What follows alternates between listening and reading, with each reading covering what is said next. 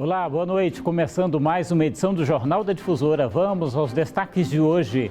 Motorista perde controle de veículo e bate em muro de residência próximo à praia do Araçagi. Força-tarefa fiscaliza bares e restaurantes após retorno de atrações musicais no estado. Detran retoma exames teóricos e práticos para a obtenção da Carteira Nacional de Habilitação. Tribunal Regional Eleitoral reúne partidos políticos para debater sobre as eleições municipais. E ainda, a Fundação Municipal segue com ações de preservação da história e da cultura do patrimônio histórico. O Jornal da Difusora já está no ar.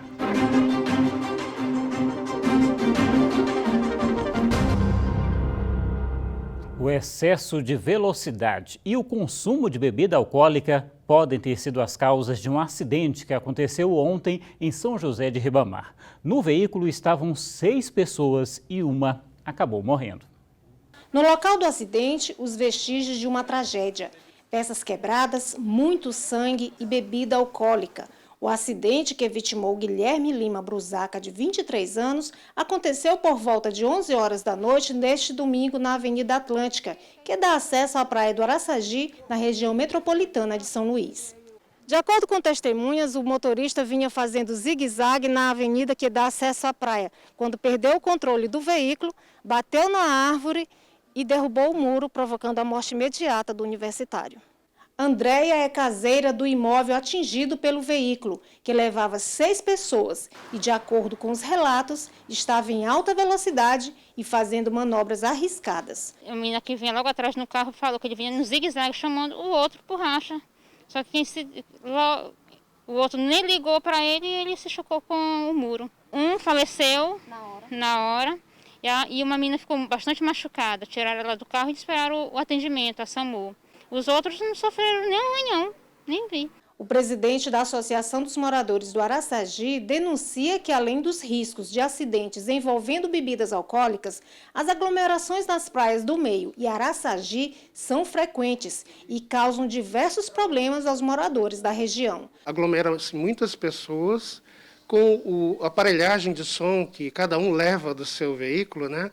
Acaba trazendo uma perturbação ao sossego, né? De pessoas que moram nas proximidades da praia, pessoas que trabalham em home office, os estudantes que precisam estudar, adultos e crianças com autismo também se perturbam muito com isso e a família sofre com isso também. Apesar das recomendações das autoridades sanitárias da necessidade de ainda se evitar as aglomerações, as praias da Grande Ilha continuam ficando lotadas aos fins de semana, mesmo à noite. O condutor do veículo que provocou a morte do universitário não teve a identidade revelada, mas, segundo informações ainda não confirmadas, não teria carteira de habilitação e, por isso, fugiu do local do acidente. Para este especialista em trânsito, acidentes como deste domingo acontecem por falta de fiscalização. Como é que um condutor dirige sem carteira? Problema de fiscalização. A autoridade de trânsito do município de São José falhou. Porque tem que ter autorização de trânsito, tem que ter a permissão, tem que ter a carteira de habilitação. A vítima morre, mas a autoridade de trânsito continua responsável por tudo que aconteceu. E ela responde judicialmente. Olha só, a Prefeitura de São José de Ribamar informou que a fiscalização continua acontecendo, principalmente aos fins de semana, mas que algumas situações independem das ações realizadas pelo poder público.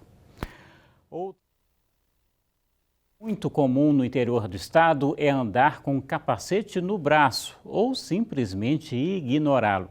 Muitos condutores que insistem em desrespeitar as leis de trânsito acabam pagando um preço bastante alto, que na maioria das vezes pode custar a própria vida. Nossa equipe foi até o centro da cidade. Bastou alguns minutos para flagrar vários condutores sem capacete transitando por vias públicas. A importância de você usar o capacete porque protege muitas coisas, né? Inclusive a sua vida, né? Porque a gente sabe que qualquer pancada na cabeça pode causar uma lesão e levar à morte, né? Acontece isso com muitas pessoas que não usam o capacete, às vezes por uma queda de nada, mas se você chegar a bater uma cabeça no meio-fio ou no asfalto, isso pode custar a vida. Quem não usa capacete, além de colocar a própria vida em risco, comete infração gravíssima.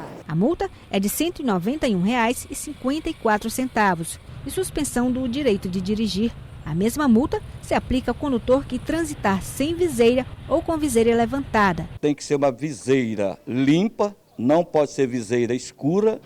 E quando você estiver utilizando o capacete tipo motocross, você tem que estar utilizando o óculos. Por lei, o item de proteção é de uso necessário, mas em Caxias, nesse período de pandemia, a Secretaria Adjunta de Trânsito liberou os mototaxistas de carregar passageiros usando capacete. Para que não aconteça, tá? E que a gente rapidamente supere essa crise. O mototaxista José Reis sabe da importância do uso do capacete, mas aderiu à medida. Até porque eu não sei andar 1 minuto sem capacete. E a gente pega o passageiro, aquele passa capacete de um e no outro, eu achava e eles deviam liberar. Como liberaram? Bom, e após 3 meses, o Detran retomou os exames teóricos e práticos para a obtenção da carteira de habilitação. Josane teve a prova teórica para tirar a habilitação cancelada devido à pandemia. Mais de 2 meses depois, ela remarcou o exame. Infelizmente, a prova foi cancelada. Eu entrei em contato com a autoescola, a prova foi cancelada e a gente teve que remarcar um outro momento, que inclusive está acontecendo hoje. Na sala de provas, tudo está diferente. Ninguém pode sentar próximo e nem entrar sem máscaras. O rigor no procedimento é necessário, tanto quanto o saber das leis de trânsito a partir de agora. Os exames voltaram a ser realizados de forma presencial depois de mais de 3 meses de paralisação. A principal mudança na rotina de aplicação dos exames teóricos do Detran foi a quantidade disponível. Nesse posto aqui, por exemplo, onde tem 32 computadores, apenas 10 estão sendo utilizados. Isso fez com que a quantidade de exames que é realizada diariamente caísse de 288 para 72. Desde que o serviço foi retomado, mais de 5.400 exames foram realizados no Maranhão. Apesar da redução de mais da metade da capacidade por hora, o Detran diz que não tem tido problemas com a demanda. Nós ainda tivemos essa dificuldade de priorizar, porque o que está sendo oferecido está sendo suficiente para quem está procurando realizar essas provas. No Maranhão, apenas os Ciretrans das cidades de Caxias e Timon não estão realizando as provas teóricas e práticas para habilitação por conta do cumprimento de decretos municipais. Para agilizar os procedimentos, o Detran faz rodízio nos computadores utilizados e higienização entre uma turma e outra. E agora o momento em que eu lembro para você que nos acompanha ao vivo pelo Facebook, pode deixar o seu comentário, interagir com a gente, dá para dizer inclusive de onde está acompanhando a nossa programação, fique à vontade. No próximo bloco você vai ver que Força Tarefa fiscaliza bares e restaurantes após o retorno de atrações musicais no estado. Já estamos de volta e no primeiro fim de semana da liberação de atrações musicais, uma força-tarefa foi montada em São Luís para fiscalizar bares e restaurantes. O objetivo era garantir o cumprimento do protocolo sanitário dentro dos estabelecimentos. Em apenas um dia, 8 estabelecimentos foram notificados, um bar autuado e outro interditado. Na última inspeção que aconteceu agora no sábado, no final de semana, um desses estabelecimentos eles estavam descumprindo esse protocolo em relação à aglomeração de pessoas, o número excessivo de pessoas em cada mesa. Além disso, o grupo que fazia a composição da banda ainda não tinha começado o show, a atividade, e todos estavam sem máscaras. Então, esse foi um dos motivos que favoreceu a interdição do estabelecimento. O número de abertura de processos administrativos só cresce. O trabalho da vigilância verifica as condições sanitárias nos espaços. A maioria estava lotada, levando ao desrespeito do distanciamento necessário e com clientes sem máscara. Neste registro, feito em rede social, o bar, localizado na Lagoa da Jansen, tem música ao vivo, com um grande número de clientes. Como você pode perceber, as imagens são semelhantes e acontecem em vários pontos da capital maranhense. Por conta disso, o trabalho da vigilância sanitária nunca para. Continua recebendo informações e denúncias através de um aplicativo de conversas. Chegando no estabelecimento e lá tem as observações, as orientações quanto ao acesso, quanto à utilização da máscara, quanto à higienização das mãos, as pessoas têm que fazer e ajudar também, porque não adianta só o empresário fazer se o usuário, né, o cliente, não fizer a sua parte. Então, para se ter sucesso, todos têm que trabalhar juntos. É verdade, e a gente continua nesse assunto porque bares e restaurantes também passaram por fiscalização em Imperatriz. Alguns acabaram sendo interditados. Um dos administradores da casa de show lamentou sobre os prejuízos tidos com a interdição. Informou que o estabelecimento vai se adequar com as normas de flexibilização. Nós entendemos a preocupação, nós entendemos a pandemia, nós não queremos prejudicar ninguém, seguimos em frente tentando apenas trabalhar. Mas agora já estamos alinhados assim com o secretário e com todos os órgãos responsáveis para que possamos continuar a funcionar e oferecer o entretenimento que Imperatriz precisa. Desde o início da pandemia, a Prefeitura já notificou mais de 300 estabelecimentos. E agora, com base em denúncias feitas às secretarias municipais, medidas mais graves estão sendo tomadas, como a interdição de bares e casas noturnas. Além dos bares, restaurantes também vão ter restrições e fiscalização ampliadas, com o objetivo de conter a aglomeração. Não frequente lugares lotados. Na medida que o cidadão chegar em um estabelecimento e ele estiver lotado, ou volte para casa ou procure outro local. Não colabore com a aglomeração. Então, o cidadão tem a sua responsabilidade, o proprietário tem a responsabilidade também pelo local. Então, nosso papel como um todo, a responsabilidade é comum do cidadão, do estabelecimento e da prefeitura também de fazer cumprir a lei.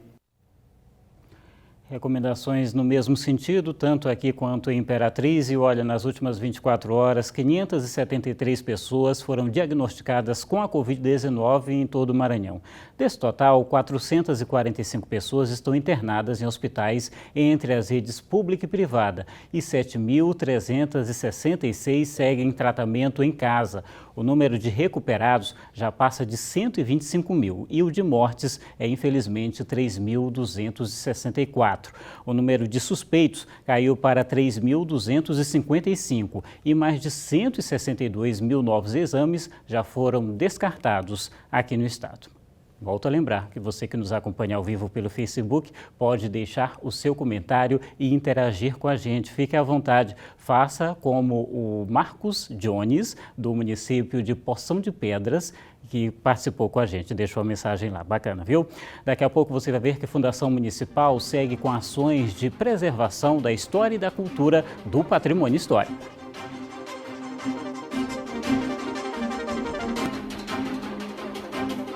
A vereadora de Peritoró, Leonete Silva de Araújo, teve metade do rosto e corpo queimado pelo marido. Segundo as investigações, a motivação do crime seria por ciúmes. O delegado Fábio Cordeiro falou sobre o caso. Acompanhe.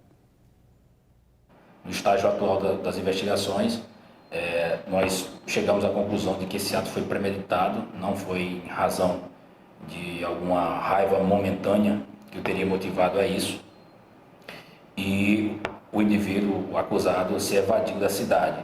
Então nós estamos trabalhando nesse momento para que o Poder Judiciário concorde conosco de que não há condições desse indivíduo responder ao procedimento em liberdade. Bom, representantes de diretórios estaduais de partidos políticos estiveram reunidos hoje na sede do Tribunal Regional Eleitoral do Maranhão. No encontro foram debatidos assuntos referentes às eleições deste ano. Na oportunidade, foram debatidos diversos assuntos pertinentes ao pleito em 2020, como, por exemplo, registro de candidaturas, prestação de contas e propaganda eleitoral. Estamos bastante satisfeitos que a presença está bem substanciosa, entendeu? Todos os partidos estão aqui representados e isso demonstra o interesse, a atuação e responsabilidade dos partidos realmente em se inteirar de todas as normas, todos os requisitos necessários para fazer uma boa campanha, um bom trabalho nesse período eleitoral. Pelas normas estabelecidas, entre 31 de agosto e 16 de setembro, podem ocorrer as convenções partidárias. De 31 de agosto a 26 de setembro, é o prazo para o registro de candidaturas e, a partir de 27 de setembro, será autorizada a propaganda no rádio, na TV e na internet. Datas que precisam ser rigorosamente cumpridas. A alteração no calendário eleitoral é apenas uma medida a mais para fins de precaução, da tomada das devidas precauções em termos da pandemia. Então, o prazo que se alongou por 42 dias é apenas, repito, uma medida a mais para que todas as medidas de precaução sejam devidamente atendidas e a gente tenha o melhor e regular trâmite processual eleitoral possível. Por conta da Covid-19, as eleições em 2020 foram remarcadas para os dias 15 de novembro, primeiro turno, e 29 de novembro, segundo turno. Com isso, todos os prazos foram modificados e os partidos políticos, obrigatoriamente, devem se readequar a eles. Um momento delicado que ainda vivemos, em tempo da pandemia. Tivemos a alteração de todo o calendário eleitoral, também dos prazos, Tem algumas regras aí a serem seguidas, nesse novo momento, e é importante a gente ter esses esclarecimentos. Além disso, a propaganda eleitoral, porque desde as pré-candidaturas, então você tem alguns limites em relação a essa propaganda e também durante a eleição. E hoje é comemorado o Dia Nacional do Patrimônio Histórico. A data, que começou como uma homenagem, agora também serve como um incentivo à conscientização. A data é comemorada desde 1998, quando o primeiro presidente do Instituto do Patrimônio Histórico e Artístico Nacional completaria 100 anos. Ele foi presidente do IFAM por cerca de 30 anos e deixou um legado muito grande na preservação e na promoção do nosso patrimônio. Ele nos ensinou que ninguém trabalha na área de patrimônio sem amor. E nós aqui do IFAM do Maranhão, todos nós, funcionários do IFAM aqui do Maranhão, temos muito amor por esse patrimônio. O Maranhão tem 3 patrimônios reconhecidos. O primeiro é o próprio conjunto aqui do Centro Histórico de São Luís. O segundo é o Bumba Meu Boi. E o terceiro recebeu esta casa aqui como forma de homenagem, o tambor de crioula. Mas nem sempre tudo é valorizado da forma que deveria. Nós acabamos de entregar alguns logadouros públicos, no dia seguinte a gente já vê a depredação. Ou seja, a população tem que entender que os recursos colocados nessas obras, nessas intervenções, são recursos oriundos dos nossos impostos, dos impostos que eu, que você, quem está nos assistindo, paga. Então, nada mais justo do que eles nos ajudarem na preservação desses patrimônios públicos. Apesar disso, ações seguem sendo desenvolvidas na tentativa de manter a história e a cultura preservadas. Reabilitação de imóveis históricos na Rua da Palma, na Rua do Giz, na Rua Portugal. São várias fontes de recurso, obras que estão sendo realizadas em parceria com outras instituições e também temos obras de requalificação de espaços públicos, como a Praça João Lisboa e Largo do Carmo, que serão entregues agora no mês de outubro, e também em outras áreas que realmente não são áreas de tombamento federal, mas também estão áreas tombadas por outras instâncias, como no caso do Parque do Bom Menino, que entregaremos agora no aniversário da cidade. Um momento de reflexão e de incentivo à preservação de belas manifestações e paisagens também. É isso, as reportagens dessa edição você pode rever no portal MA10, vá lá também nas nossas redes sociais, interaja com a gente, faça como o Antônio Oliveira, que nos acompanha direto de Vancouver, no Canadá. Obrigado pela companhia. O Jornal da Difusora fica por aqui com imagens ao vivo da Casa do Maranhão, do Centro Histórico de São Luís. Obrigado pela audiência, pela companhia, boa noite e até amanhã.